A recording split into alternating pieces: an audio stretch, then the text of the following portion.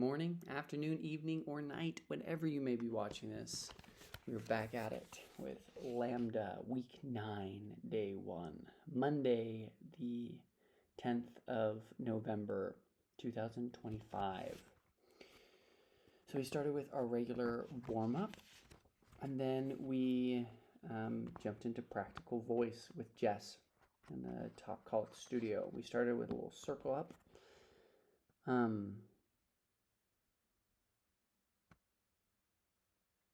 And what we're going to do, which will be our final little project in this class, is a self-led warm-up, right? Something to get our voice and our bodies ready to work, which is great because that's the same thing we're doing in Tamsin's class.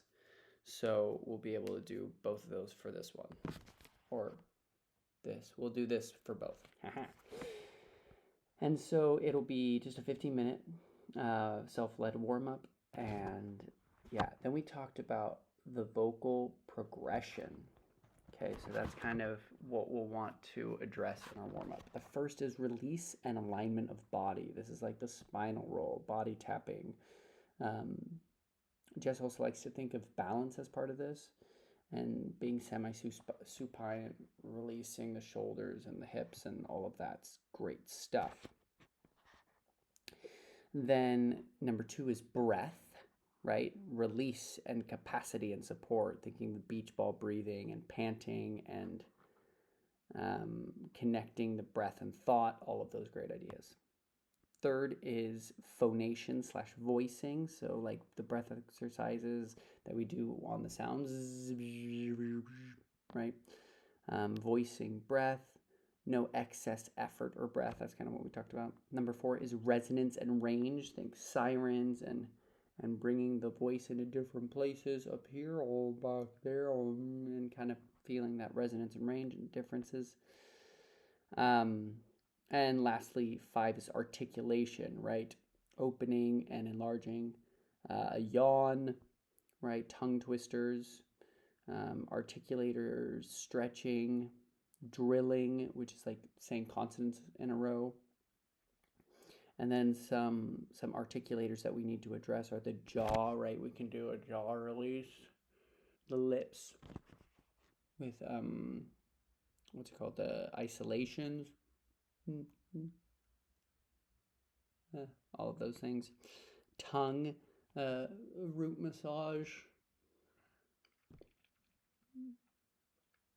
And doing the with your teeth, then the soft palate. Yawn. Right, so once again, release and body alignment, 1. Breath, 2. Phonation and voicing, 3. Resonance and range, 4. Articulation, 5. Then she mentioned some books by Barbara Hausman that are very helpful because it's all very practical stuff. And another part of our final kind of assessment will be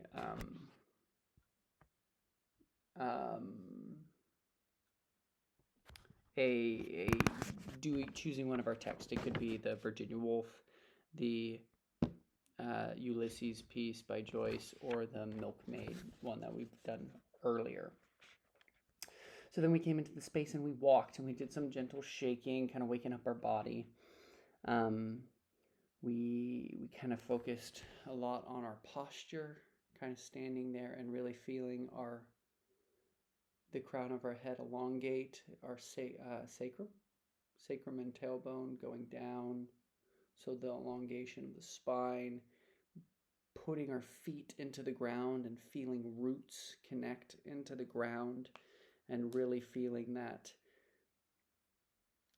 position. I felt like tenseness in the middle of my back that I could not get rid of, which is something. I don't know. But yeah, then we did a little bit of bouncing around, and she just specified not to bounce from shoulders, but start with the knees and then have the rest of the body respond to that. We did the lion face exercise, which is where you start with your hands kind of at a 45-degree angle out from your body. You spread your fingers as wide as you can. And you start with your face relaxed, and you make it as big as you can, and then slowly you bring it all down.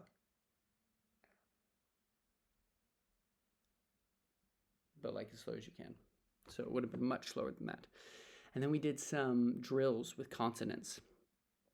So one of them was patika, patika, patika, patika, patika, patika, patika, patika, patika, patika, patika, patika.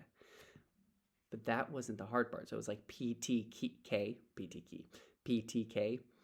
But then it was going back. So PTK, KTP, patika, patika, katapa, patika, katapa, patika, katapa, patika, katapa, patika, katapa, patika, katapa. And I just did it way better than I did then, because I think I need to visually be able to look at it and go because I just couldn't, it didn't make sense in my mind. I just heard I was like, what? When was that? And then we did badiga.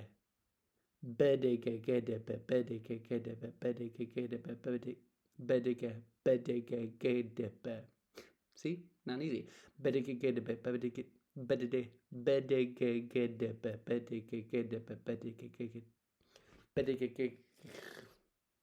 was about how, that was better than how it went for me. And then we did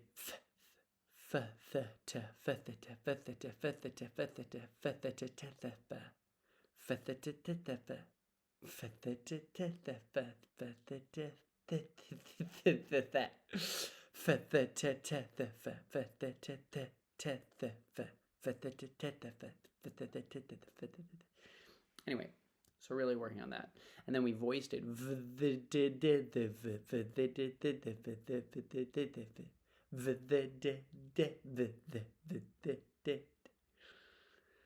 Not easy. And then we kind of walked around the room with some purpose. We imagined a goal for our day, and we walked towards that goal. And really thinking about bringing our spine to that. Then we rubbed our teeth with our tongue 8 times one way. While ming. Right, whatever. 8. And then the other way. And then 4. And then 2. And then 1. Then 1. Yeah, then we did some tongue twisters, which were also quite difficult. I only wrote one down, but the last one that I was able to write down was: the thin, velvety feather flew further with the help of a very healthy wind. The thin, velvety feather flew further with the help of a very healthy wind. The thin, velvety feather flew further. The thin, velvety feather flew further with the help of a very healthy wind. The thin, velvety feather flew. Not easy. I'm not good at tongue twisters. I should do those more often. The thin, velvety feather flew further with the help of a very healthy wind. The thin, velvety feather flew further with the help of a very healthy wind. The thin, velvety feather flew further with the help of a very healthy wind. Unique New York, unique New York. And something that just says that helps her with it is to be like flirtatious with her articulation drills, or kind of make associations. Like I thought, I thought father time. It just helped me like connect. And then one of the classic associations like that is that saying space ghetto in an American accent is Spice Girl in a Glaswegian. Space ghetto. Space ghetto. Space ghetto. Space ghetto. It's a Spice Ghetto. Who's your favourite Spice Girl? Space Girl. Right? And I thought that was so fun. It's like raise up lights. Raise up lights sounds like razor blades in Australian. Razor blades. You gotta get your razor. That's awful Australian. I'm not good at Australian. Razor blades, mate. You gotta get up your razor blades. Anyway, Space Ghetto. I'll never forget that. That's glorious. Then we did the neck mouth exercise, which you grab the scruff of your neck and you massage it with one hand and you give it a good massage. and then you switch sides and you do it with the other one. And then you hold the scruff and you produce a vowel, thinking and imagining the sound pouring out of the back of your neck, like you have a mouth on the back of your neck. Ooh, right? And then you can do it with text as well, which the text we used is the text we're kind of focusing on, right? Which is good old-fashioned Wave by Virginia Woolf is the one I've been doing. So, the sun had not yet risen, the sea was undistinguishable from the sky, except the sea was slightly creased. So we did that. And really trying not to like shut our jaw forward, the sea was on it. I used to do that a lot when I was singing, like high notes. I would stretch for them and be like, ah, right? Because that's the thing that people without good technique do. So I've worked harder to like kind of bring my chin even down when I'm reaching for notes instead of reaching like that. So I didn't find this exercise too difficult. I don't have the inclination to do that a lot. But when you're holding the scruff of your neck, you're really paying attention to that desire of it to crease. There's some emotion I wanted to put into it at times, something, but it kind of like just was restricting and bringing focus to that. Right, and think of that sound pouring or flowing out of the back of your neck.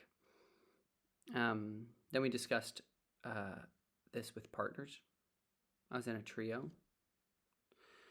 And then we paired up and communicated our text to a partner. So we held the scruff of our neck. Then we delivered it. The sun had not yet risen. And it was really focusing on the person, like, the sun had not yet risen. The sea was indistinguishable from the sky, except that the sea was slightly creased, as if, I'm not doing it very well, except that the sea was slightly creased, as if a cloth had wrinkles in it. Gradually, as the sky whitened, a dark line lay on the horizon, dividing the sea from the sky, right? And kind of like that, really focusing on your neck. Then we discussed how it felt as a class. It was good. And this isn't just about pigeon necking, right? This is also, sometimes we overthink it and we end game the situation, meaning like, oh, this exercise is to keep us from doing this. And then we ignore other observations we could make. So that's a good pitfall to avoid. And then we did an exercise called seeing and being seen, where you stand up, you look at all of the different classmates, you let them look at you, and when you're ready, you say, hello, my name is Zion. And it's just about seeing and being seen. And there's no goal. It's just an experimental observation. And it's interesting because we try to strip it down, and I think because what we're doing in Heriberto's class, we're like, I'll have no emotion. Hello, my name is Zion. Just being seen, right? Which is funny because when someone looks at me, I'm like, hi. And so there's this inclination to smile or not smile, and it's funny. Then we talked about another Barbara Hausman exercise, which might have been taken from Rosenberg. I forget her first name. But it's called the 3x3 exercise. You take a small section of text, you say it 3 times to yourself without looking at it, one phrase at a time. So for instance, we did this with the waves.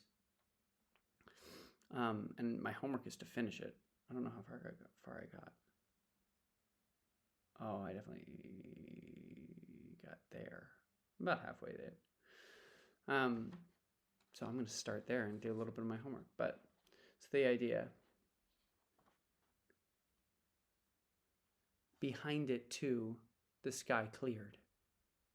Behind it, too, the sky cleared. Behind it, too, the sky cleared.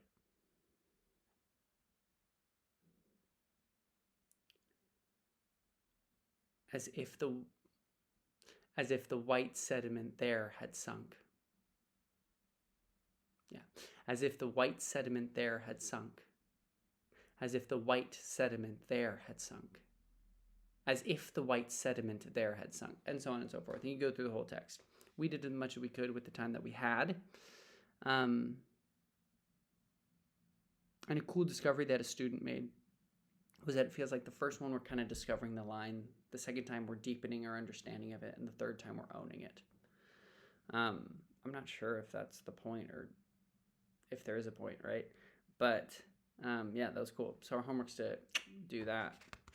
And then, no, I do not have a lot of notes today. That's good.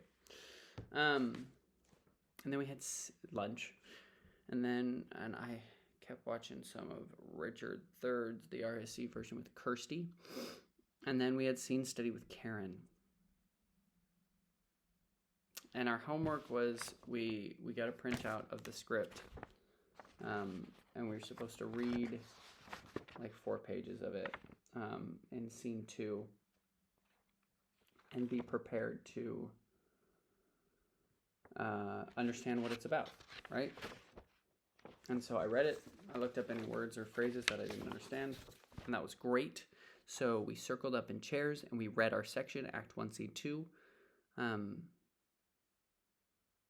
How is it that the clouds still hang on you to the end of the scene? And then as we were reading, we were just talking about like, don't emphasize right after a comma. It just, you mark it. And I'm still trying to figure out what Karen means by the things she says. And marking it, I believe that there's just a little hesitation, a little pause.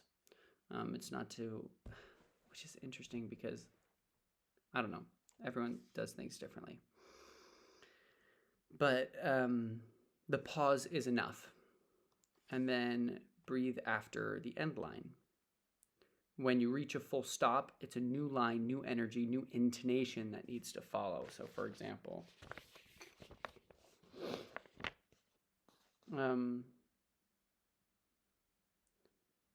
good Hamlet, cast thy nighted colour off, and let thine eye look like a friend on Denmark, period. Do not forever with thy veiled lids seek for thy noble father in the dust. Thou know'st 'tis common, all that lives must die, passing through nature to eternity. So the idea that there needs to be a change that makes you say the next word, the next thought, the next sentence. And so that change is usually demonstrated by a change in intonation. And so that's kind of a way to fake it if you don't have an exact thought.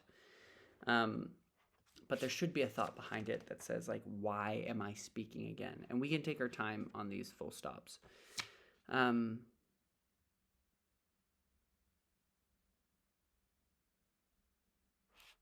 So as one of the students was reading, she said, can you do it trying not to show how much you were feeling, right? Don't show as much as you're showing.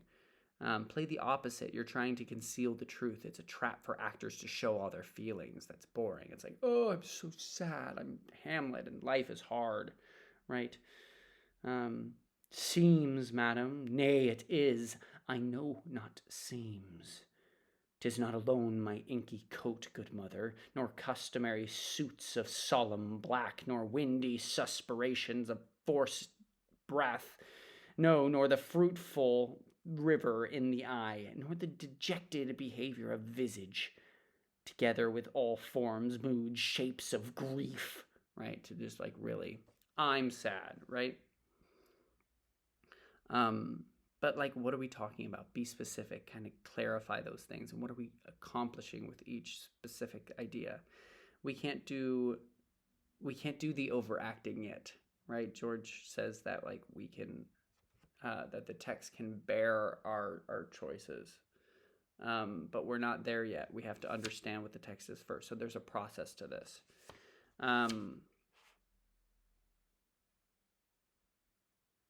a lot of fantastic acting is found between a full stop, like a period, and the next word, right? That's where you can act, and that's where you can make discoveries and take your time there. You can stop, you can think, you can move after a full stop, right? Take your time. Caesuras as well. That's when there's a full stop in the middle of a sentence, right? And you need to try something before you knock it. So another student went up and they were performing part of the scene, and there's a line right before Horatio comes in. Well, no, during Horatio, where it's like, my father, it's like, my lord, I think I saw him yesterday. Saw who? My lord, the king, your father. The king, my father? Right? And then it says, oh, seizing your admiration for a while. And that admiration is like excitement. And so you have to earn that line with the one before. It's like, oh, don't be so excited yet. So if you're just like, the king, my father, that makes the next line weird. So you have to earn that next line. And if it's like, try different things. This class was brutal, I'm not going to lie, because we were just reading through, and then she had people get up, and we didn't really get past that part in just reading it. And so we worked it and were abused by it. Like, don't be preemptive. Don't expect what's coming. Just be in the moment. And then there's a soliloquy right before Horatio enters. So the soliloquy needs to be to the audience, at least shared with them and for them. Just connect. You're asking the audience for help. It's a conversation, right? And then rehearsals is where you make choices and discoveries. Try it, and then you can make decisions, right? Analysis only does so much before trying. And it's so funny because it feels like we could do an okay job. If we were given Shakespeare, we could do an okay job. Not great, but we could do something. But because we're trying to apply all the things we're learning, and we've learned so much, and there's so much just to do, I feel like we all, that's strong. I feel like some of us suck, myself included, because I'm trying to apply and think about all these things. But it's one of those like breaking down before you build it back up kind of a thing. We need to remember the circumstances of our scene, the why this conversation is happening. Come up with the circumstances. Okay, then we were all struggling with it. So we worked in pairs for 10 minutes to kind of get this little scene just between Horatio and Hamlet. And Hamlet's being really weird in this scene, right? He's saying, oh, Horatio comes. He's like, hail, your lordship. And Hamlet says, I'm glad to see you well, Horatio. Or do I forget myself? Right? And he's like, I'm glad to see you. I'm glad you're well. My friend Horatio. Or I do forget myself. See, I went up, and I was the second, I think, person to go up, and I didn't get past the first line. I mean, I had the one before that, it is not, nor it cannot come to good, but break my heart, for I must hold my tongue. I got that just because that was getting into the next section. But then Horatio comes in, hail to your lordship. And then I tried to say, I am glad to see you well, Horatio. Or I do forget myself. And I couldn't bring in a choice or anything that was believable or successful. And she tried, and we both failed. She tried to get me to succeed, and I didn't succeed. And so it got to a point where she had everyone just do those 3 lines to demonstrate a choice, because my choice was choiceless or unbelievable or something. And so almost everyone did it great. She helped a couple people just get through something, but mostly everyone did it better than me.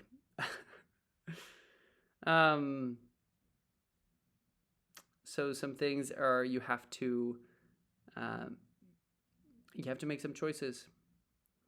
Um, she needs to believe it. You have to be brave, and you need to use the space. And don't rush over moments. And I asked her about it because I struggle to have the script in my hand and to be believable, I guess, which is a discovery for me because I thought I was good at that, and I'm in my head and still upset about it apparently, which is new for me. I usually don't hold on to things. Anyway, so I asked her afterwards. I was like, "What? I struggle with the script. Should I just put in a bunch of extra work and memorize everything all the time, or should like what can I do?" And she asked if like a colored paper would help because that apparently helps with ADHD or dyslexia, and I don't think that makes a difference for me. She suggested to make the text bigger so I don't get lost and it's just a little easier to read. So I'm gonna, I think, print the scene off in a larger font. And then something else she just said, just take your time on those full stops. You can read to the full stop. I am glad to see you well. Take a minute. Horatio. Or I do forget myself. I could look, I have it memorized now. I could not say it right or look at it or remember it. So I'd always be like, Horatio, or I do forget myself. I don't know. I wasn't doing it. But we will try again next week. And everyone's going to go up. And I think I'm going first. I don't know how far I'm going, but I'm going to make some choices.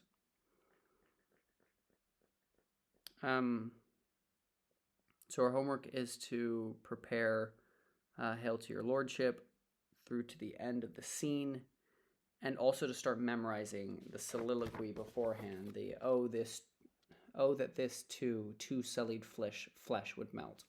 So another big old monologue to memorize. It's great. It's great. It's great. It's great. Because we're gonna do that in like 2 weeks or something. So I have all of my lines for Richard III to memorize, which I don't know where I'm at with that. I have the prologue to memorize for George. Now is the summer of our now is the winter of our discontent made glorious summer by the son of York. And now I have, oh, that this too sullied flesh would melt. Oh, that this too sullied flesh would melt. Those are my 3 big things to memorize. Anyway, I got upset and discouraged and frustrated that I couldn't get past a line for the 2nd time in a row. Shout out Sandridge. But then we had Nicoletta's class on movement, and we did a warm-up, and we stepped into the circle. And we danced around the space to music, just how the music moved us. And we talked about elements. And how that movement connected to the ensemble as a whole. And then there's like fire and wind and earth and water. And how does that make us move differently? So we explored that. And we explored for moving from our heart center or our gut center. Because I guess those are the 2 centers of the body. And which makes sense because like a man's center of gravity is like chest width at their shoulders, and then a woman's is at their like waist at their hips. So that's that. And then we tried to encompass these different forms, and we brought it to the extremes, like to a tornado or a summer breeze from a volcano that we created together, to a little pebble or a rock, and the rock being thrown, and fire that started out as just a spark that the sun touched. I think we started out as the sun, and then a ray of sun ignited a leaf on the forest floor, and then that was a little smolder and smoke and grew and became forest fire and then encompassed everything and then died down. And then wind and water. Water, we were a stream. We started as a raindrop and then moved into like a stream and then a river and then a lake and then the ocean. And then the wind was a summer breeze into the tornado. And then we settled down and spoke. Oh, yeah. We came to a settle, and then we spoke the words of this poem, A Great Wagon by Rumi. When I see your face, the stones start spinning. You appear, all studying wanders. I lose my place. Water turns pearly, fire dies down and doesn't destroy. In your presence, I don't want what I thought I wanted, those 3 little hanging lamps. Inside your face, the ancient manuscripts seem like rusty mirrors. You breathe, new shape appears, and the music of a desire as widespread as spring begins to move like a great wagon, drive slowly, some of us walking alongside our lame. Today, like every other day, we wake up empty and frightened. Don't open the door to the study and begin reading. Take down a musical instrument. Let the beauty we love be what we do. There are hundreds of ways to kneel and kiss the ground. Out beyond ideas of wrongdoing and right-doing, there's a field. I'll meet you there. When the soul lies down in that grass and the world is too full to talk about, ideas, language, even the phrase each other doesn't make any sense. The breeze at dawn has secrets to tell you. Don't go back to sleep. You must ask for what you really want. Don't go back to sleep. People are going back and forth across the doorsill where the 2 worlds touch. The door is round and open. Don't go back to sleep. I would love to kiss you. The price of kissing is your life. Now my loving is running toward my life, shouting, what a bargain, let's buy it. Daylight, full of small dancing particles, and the one great turning. Our souls are dancing with you. Without feet, they dance. Can you see them when I whisper in your ear? They try to say what you are, spiritual or sexual. They wonder about Solomon and all his wives. In the body of the world, they say, there is a soul and you are that. But we have ways within each other that will never be said by anyone. Come to the orchard in spring, there is light and wine and sweethearts in the pomegranate flowers. If you do not come, these do not matter. If you do come, these do not matter. So we focus on our ideas about wrongdoing and right doing. There's a field out beyond ideas of wrongdoing and right doing. There's a field there through to can you see them when I whisper in your ear? That we focus on that section. But yeah, so we spoke the words and we came to mind. We didn't even get to that part. I jumped ahead. So before that, we settled down and then we laid down. And we spoke the words that came to our mind about the elements and what we had just done. Words like power, cutting, change, undeniable, all-encompassing, right? Those were my water words. And then that moved to phrase that evolved into conversations. And then I started on the ground and somebody came and picked me up. And then there was another student who stayed on the ground. He's like, I feel good. So I went back down and I joined him. And I was kind of feeling down about myself after Karen's class, so I was like, yeah, I'll just stay on the ground. That's nice. And then we did A Great Wagon, and we read the 3 lines at a time while walking the space. Everyone just reading some lines, and then if you overlapped, you just read them together, or you would emphasize different parts, and then you clumped, and we clumped together, and we had a leader who would lead us in a movement. And we would sometimes focus on fire or on our chest, heart center. And then they would turn this way, and then someone at this part of the clump would lead out, and we would do a movement. And then someone would replace the reader, and then we were kind of doing that. And then we would break off as individuals and then come back as a clump and then have individualisms within it. yeah, and that was kind of the gist of it. That was the day. So a frustrating day. I left feeling defeated, but I'm gonna learn it. We have rehearsals today, Tuesday, and it's gonna be good. So hope you all have a wonderful day, life journey.